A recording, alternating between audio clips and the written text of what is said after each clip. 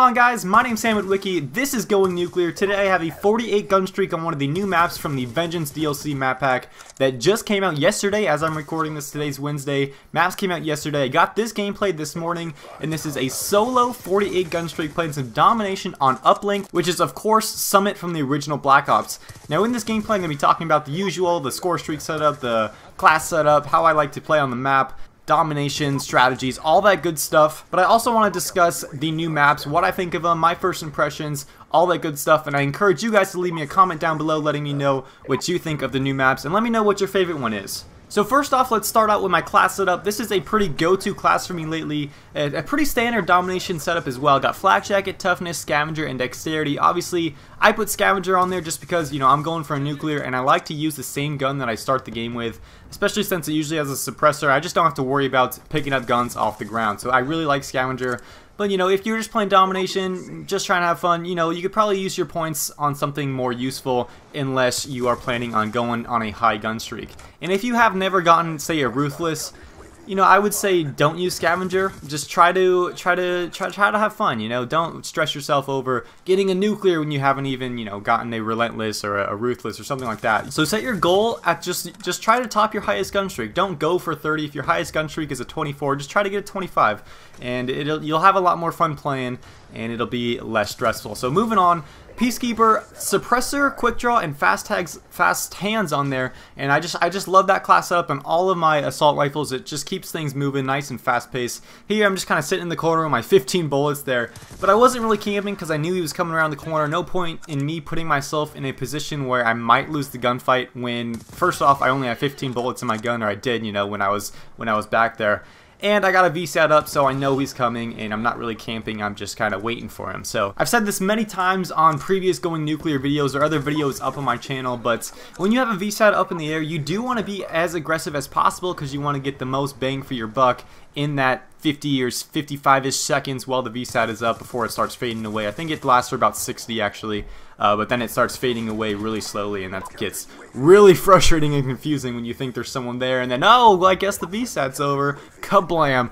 I really hate that. Anyways, you want to be as aggressive as possible, but at the same time, you want to control the situation, and a VSAT really allows you to maneuver around the map and take advantage of gunfights that you will not have to put yourself in a risky situation at all. So people that can master this ability so that they can utilize the VSAT to its maximum potential will have a much easier time for getting nuclears. Now in this gameplay, like I mentioned earlier, I am playing solo. For that reason, I decided to go with the UAV, the counter UAV, and the orbital VSATs. I think this is the best score streak setup when playing solo because all three of these score streaks are going to help out your entire team.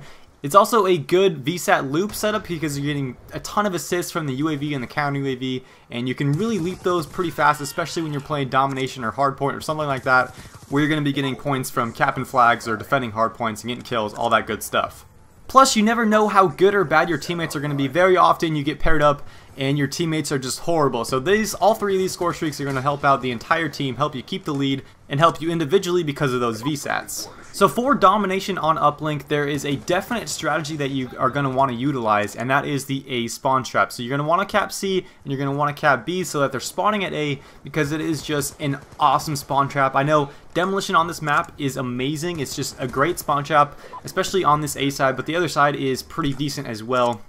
And I expect some great things on some demolition uplink on Black Ops 2, although I haven't tested that out yet. Hopefully it is as good as it was in the original Black Ops in demolition. Oh, spawn trapping for days. Anyways, for domination, and you can see the round just switched, and we got a triple cap pretty much right away because they only had two guys. But for domination, you're going to want to cap C, B, spawn trap them at A. It's a lot better than the C spawn trap in my opinion, and just strategically it's a better spawn trap.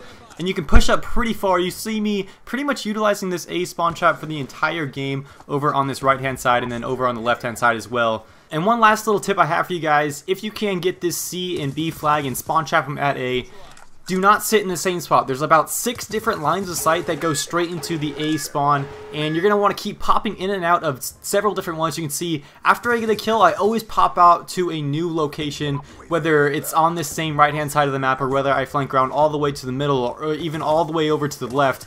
I keep it moving. And now for the rest of this video, I wanted to talk about the Vengeance DLC map pack. My first impressions, is it's very good. Starting off with Uplink here. I kind of knew what to expect with Uplink. It's the remake from Summit. It's a solid map. It's very fun. But the other maps were pretty decent too. I've had a lot of fun so far and some pretty good success as well. I think Rush is my favorite map other than Uplink. I think it's my favorite new map. That's the paintball one. It's very fun. My very first ever game on the new Vengeance DLC map pack. Oh, and by the way, that little cart I just killed that sniper in case you haven't played Summit before, that's a little spot you can get. And you can see my teammates, they didn't really know where that guy was, even though we had a V set up. So just keep in mind, you actually can get up there. You can just run and jump if you want to get up there, but keep in mind, enemies might be up there as well. Anyways, getting back to Rush, I think that's a very fun map, the paintball map. My very first gameplay ever, like I was saying, on the Vengeance DLC was on Rush, and I got like a 72-9 score playing some domination. I got like a 23 Gunstreak or something before I died, so I really like that map. I've also had a lot of success on the map Detour. That's the very linear, broken down bridge kind of map. I was on a 22 Gunstreak in like round 1 domination, had a full team going, had some VSATs up in the air, 8 kills off of flawless nuclear, and the entire enemy team backed out. So that was kind of frustrating.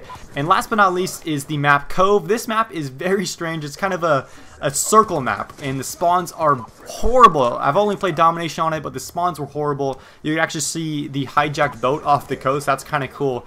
But, you know, I'm not a huge fan of this map so far. The spawns are really bad in domination. I can only imagine how bad they are in other game types like Kill Confirmed or something. So, you know, at first I kind of like this map. Not sure. Spawns need to be adjusted, I feel, at least for domination, because that's the only thing I've played for. And then finally, the Zombies map Buried is a lot of fun. Final score 48-1. You guys can see the 18 Unstoppables. If you enjoyed the video, make sure you blow up that like button and check out my channel in the description. Thanks for watching, guys.